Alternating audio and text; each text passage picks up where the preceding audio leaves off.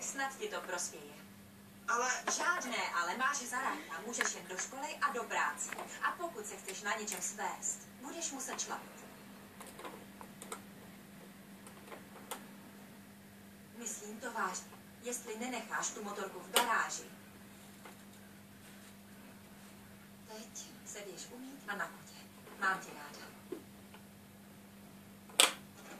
Budeš mi chybět.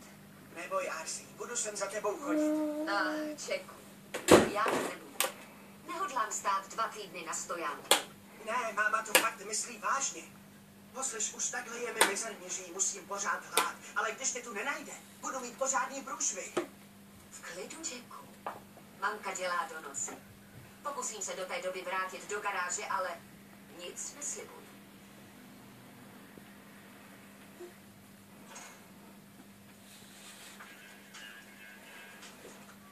Čau, mami. Jacku, večer si jídlo neobjednáme.